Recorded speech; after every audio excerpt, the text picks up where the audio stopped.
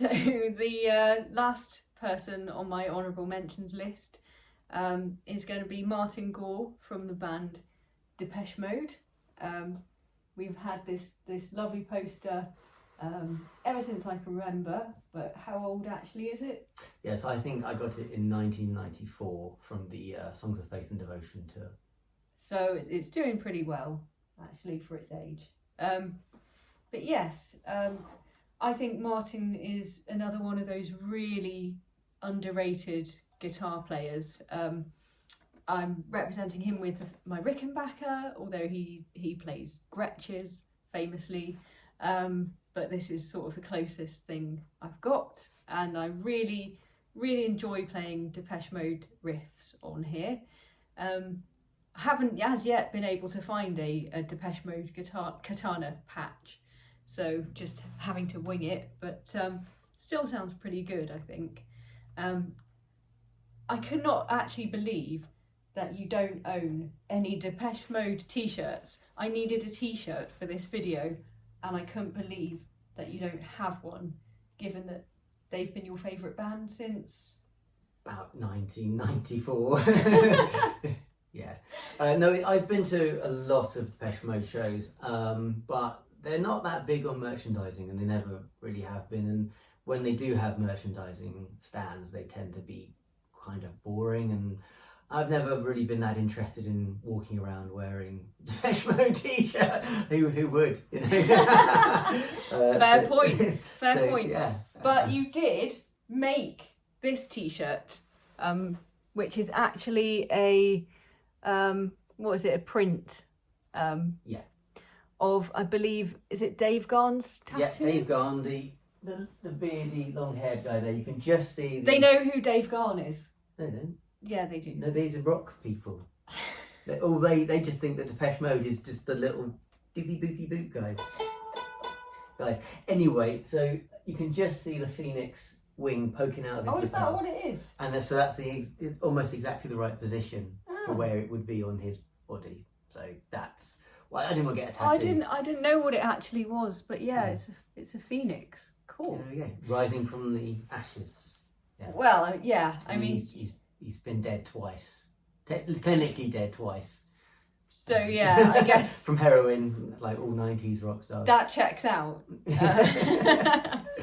But anyway, my little video mention in the honourable mentions is about Martin, because as you said, a lot of people see them as just a synth pop band, and obviously you have synths. I can't see the which Roland over here. I'm sat in front of, but not plugged in. That is it. What is it? A Roland SH201 from virtual analog from about 2004 or something.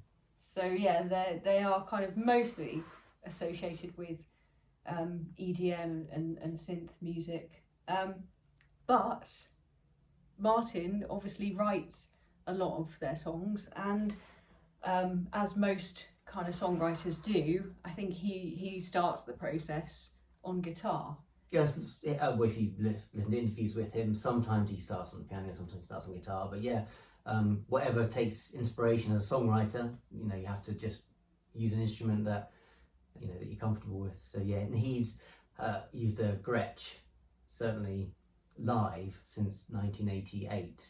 Yeah, and I think Depeche Mode started using guitars in about 87. Before that, they were just entirely electronic.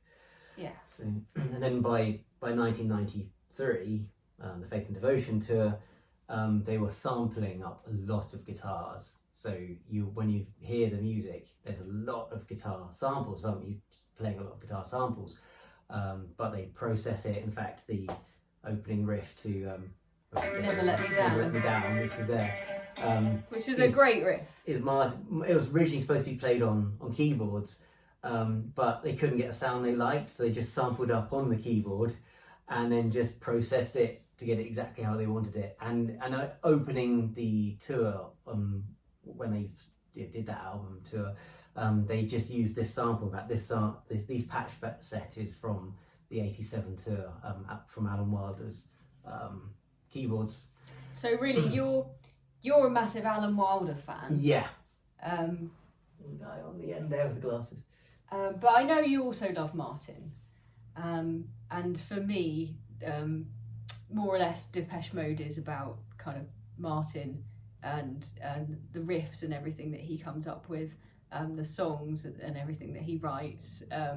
So like for me, he's a really key person in Depeche Mode.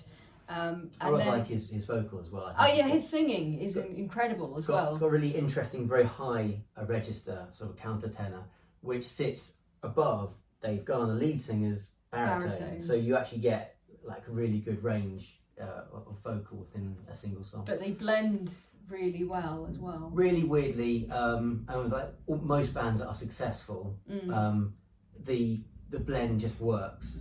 And it sounds great. It's also cool that they have kind of they can interchange between singers. Yeah. On different songs, which is a bit of an unusual thing. Usually 2 songs per album are Martin led, and they're usually softer, more ballady ones that would fit the higher register. So yeah, I mean he's, as I say, I think very underrated as a guitar player.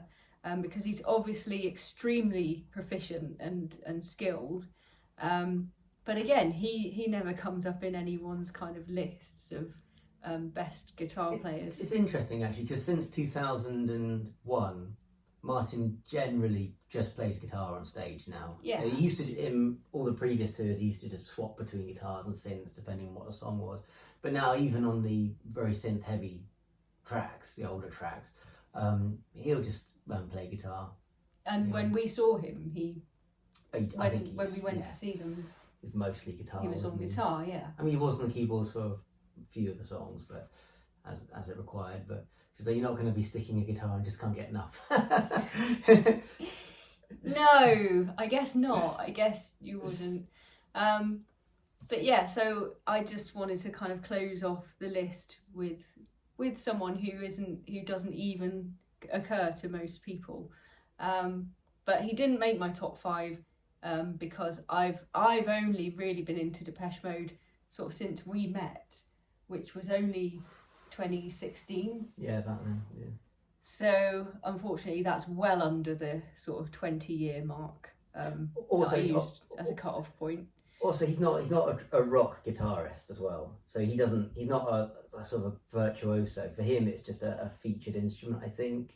And so I think that the guitar heroes do have to be these really brilliant guitarists who it's their main instrument. So whereas I think those guitarists who have also kind of massively influenced the genre, or kind of a generation of players and things. I'm sure Martin has had quite a lot of influence, but it's not in the same way. You don't go see Depeche Mode and immediately think, I want to pick up a guitar in the same way that I saw Nirvana and wanted to pick up a guitar. I was Depeche Mode and wanted to learn keyboards, so that's how it works. I think it's interesting that actually coming back to that is a lot of these early sort of electronic pioneers and electronic bands of the 80s. A lot of them played Gretsch's, and as you mentioned that earlier about Martin's guitar, and I think that'd be a fun video to discuss because a lot of our favourite musicians actually play the Gretsch, but we'll maybe discuss that later on a different thing. But we just wanted to kind of finish by going back to an early sort of Depeche Mode collection. And share with you just some of the early kind of feedback that they had, let's say, on their work. Well, I think because Depeche Mode sort of it was the later half of their career where the guitars being featured, but it'd be quite fun. Yeah, I think it'd be quite fun to talk about this album quickly. That was released in 1985 for the American market, catching up to Depeche Mode. So the Americans could get a sense of what was going on. They're big into their rock bands. I think the almost entirely electronic Depeche Mode, which didn't even have a drummer, I think confused them. And what we thought was quite amusing was that on all the songs, they've got a review of each song.